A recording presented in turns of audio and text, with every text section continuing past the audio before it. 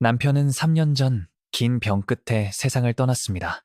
딸은 대중교통으로 10분 거리에 살지만 자주 보진 못하고 아들은 멀리 외국에 살고 있습니다. 매일 같은 아침은 늘 같습니다.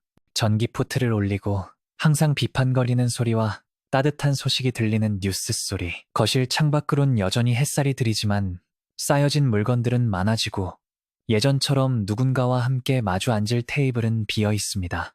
혼자라는 사실은 익숙하지만 가끔은 그 익숙함이 별로입니다. 커피보단 이젠 유자차가 담긴 잔을 손에 들고 아들의 어릴 적 사진을 바라봅니다.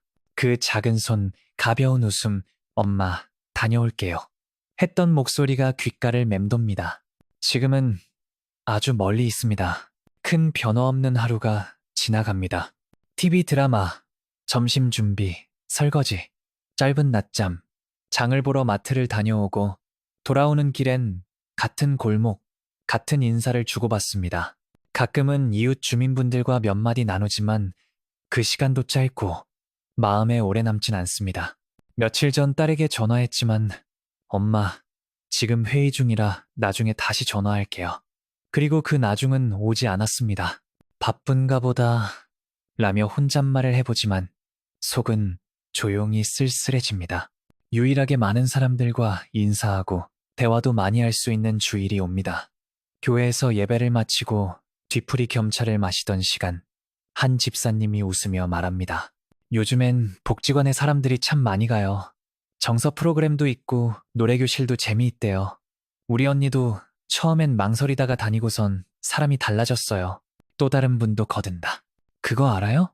마음 돌봄 수업 같은 것도 있다더라고요. 혼자 있어 힘든 분들이 은근히 많이 간다던데.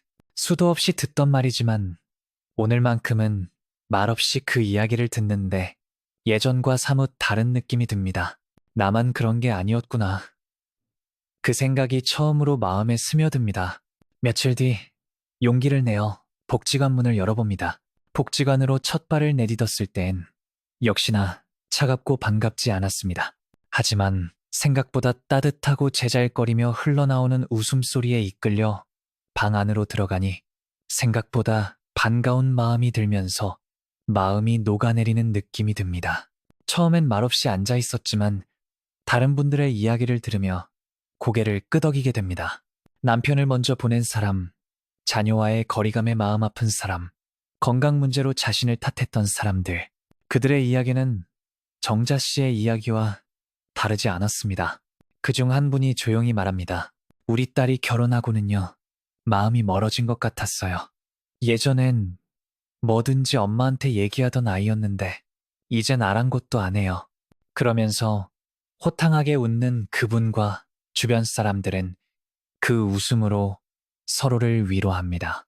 그 말에 속으로만 서운해하던 생각이 겹쳐지는 걸 느끼지만 금방 복지관에 사람들과 융화되는 자신을 발견합니다. 몇 주가 지나며 조심스레 입을 엽니다. 남편과의 마지막 여행, 딸과의 서운했던 전화통화, 혼자 소리 없이 울던 밤들에 대해 이야기합니다. 딸이 저 멀리서 손주 키우느라 바쁘다고 하지만 그냥 잠깐이라도 목소리 듣고 싶을 때가 있잖아요. 다른 이들이 고개를 끄덕이며 말합니다. 우린 언제나 엄마잖아요. 그리고 처음으로 나는 괜찮지 않았다는 사실을 인정합니다. 그리고 복지관에서 나를 위로하고 한 가지의 숙제를 건네줍니다. 그때는 처음으로 한내 고백에 감정에 벅차올라 잘 들리지 않았지만 며칠이 지나고 정자 씨는 그때 들려왔던 소리가 기억이 납니다. 정자 씨는 노트를 하나 꺼내 글을 씁니다. 오늘 나를 위한 첫날. 그날 이후 매일 햇살이 드는 시간에 창문을 열고 차를 마시며 노트를 씁니다. 거창하지 않지만 소중한 일상. 아침 10분, 산책, 동네 도서관에서 책 한 권, 집 앞 이웃에게 인사 건네기, 오래된 앨범을 꺼내보며 추억 정리하기. 하루가 조금 더 길고 조금 더 가볍게 느껴집니다. 어느 날 딸에게 직접 전화를 겁니다. 처음엔 어색했지만 조금씩 감정을 나눕니다. 엄마가 외로워서가 아니라 그냥 네 목소리가 듣고 싶었어. 그리고 딸의 말, 나도 엄마한테 미안했어. 자주 연락 못해서. 괜찮아. 너도 네 삶을 살고 있잖아. 하지만 그날 정자 씨는 오랜만에 가슴속이 따뜻해지는 걸 느낍니다. 정자 씨는 이제 매주 복지관에 갑니다. 동네 작은 모임에도 참석하고 이웃과 함께 차를 마십니다. 아들과의 영상통화도 가끔 하고 딸과는 손주 사진을 주고받습니다. 가끔은 여전히 울컥하지만 그럴 땐 마음에 말합니다. 괜찮아. 지금의 나도 소중해.